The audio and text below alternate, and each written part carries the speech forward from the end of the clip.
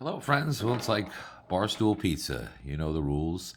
Um, I make them. I make a video. You get to comment. You get to tell me if you like it, you don't like it, you think I'm a schmuck, whatever it is. Um, this is the latest one we just finished. I'm calling this one Modern Tux. So what we have here is an older Swinguard that I rebuilt and modified the hell out of because I didn't like the other one so much and it was all busted up. So what we have here, this is an 11-inch Swinguard. Let's open this up here. Nice snap. I like that. This one, you can see here, was originally made, ooh, there's a little oil here, by a guy named Mickey Burell, goes by the nom de plume of Build DeShivs, like Build Shivs, kind of like it. Anyway, this one, handles were all messed up, the sear was busted, spring wasn't kicking quite right, there were a few problems. So pretty much stripped it down, rebuilt it completely. What you have now is, obviously we maintained the original liners and blade. Now that I worked on it, I marked the other side with my logo. So it's got Bill's logo, which is engraved, and mine, which is electro etched. I wish I knew how to engrave, but I don't. This one has solid carbon fiber scales. Anybody who says it is easy to work with this stuff is a liar. This stuff is nasty. The dust gets everywhere. You can't polish it. It has to be clear coated. I actually thought you could polish it. I took it up to about 6,000, and no matter what I did, I'm like, you can't polish the stuff. So you end up having to clear coat it. This one, the coating is actually cyanoacrylate glue, which is a pretty common one. Makes a very, very hard, tough finish. A lot of little changes on this one. I kept this original button. I replaced the sear in it. The button was one I guess Bill had made originally. This one actually has, it's hard to see there, there's actually donkey shell on each side of it now, so it's solid nickel with donkey shell sides. You have the carbon fiber scales, obviously. It's capped in ivory on either ends because the ends of carbon fiber look like shit. So these are little ivory pieces that are capped on the end there because I thought it looks good. They're for the name Tuxedo.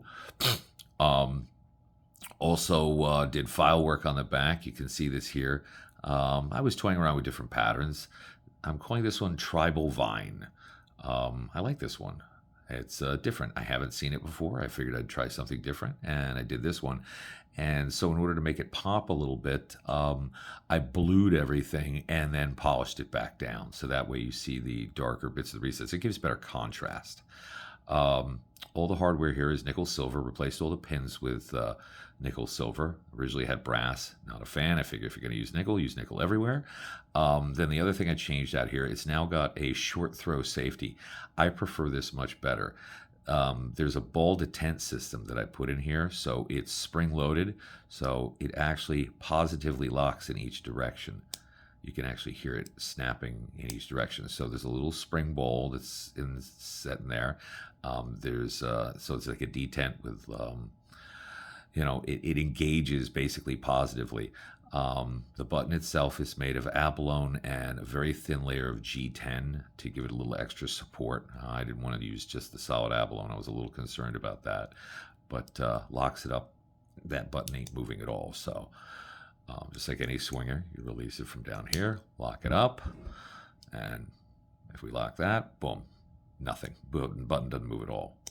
Open, bang, nice snap. No problems whatsoever. I much prefer this system versus just the friction slider. Sometimes those open in your pocket, taking a knife in and out, so I'm not a fan.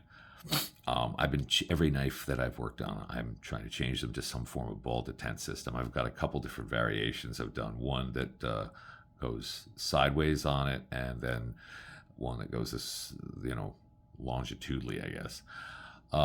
Anyway, put a new edge on it so it will shave hair without a problem, which is nice. I like knives that cut. I don't like a lot of the modern switchblades and even the vintage switchblades. They just they don't bother putting an edge on them, or at least not a good edge, which I think is just stupid. I don't get it. It's a knife. It's meant to cut. And I've heard guys argue, well, some of the modern Italian stilettos, they're really meant more for stabbing. I don't know how often people actually stab anybody with a stiletto. And if that's the case, I don't want you as a customer or friend. I use my knives to cut. I carry them. I use them for things. I don't find myself having to pull out a knife like this and stab things. Usually I have whatever it is, open a box, open an envelope, cut something, cut some rope, whatever. You need an edge. So, I joke, some of these knives I've bought Latamas, I've bought Campbellins, all sorts of stuff. And you get them, and the edge just blows when you get it. And then the problem is somebody's like, oh, don't grind the edge, don't sharpen it. You take away from the value of the knife. Leave it original. Oh, horse shit. If there's not an edge on a knife, then it's what I would consider a BSO, a blade-shaped object. So, put an edge on it. But anyway, that's the scoop with this one. Quite a few hours in here. As I said, this stuff is far more of a pain in the ass to work with than I thought. Messed up a couple of shirts grinding it because, as I said, the dust that comes off this stuff is just wickedly nasty. I wasn't expecting that. I have used bits before for some inlay and stuff, but I didn't have to really profile them the same way. This one we had to profile because I wanted to taper it down with the bolsters. The upper and lower bolsters on this are solid nickel, and they are on the thin side. So, it meant we had to taper all this stuff down because I just don't like that big ridge that you see on some of the classic Italians. To me, this feels better in the hand, fits better, the whole 9 yards. So anyway, that's the scoop with this. I hope you like it. Haven't decided whether I'm going to keep it, sell it yet. We'll see. I'm playing it by ear. But if you got any comments, questions, anything else, it's like that. Feel free to let me know. But hope you enjoyed. Take care. We'll see you soon.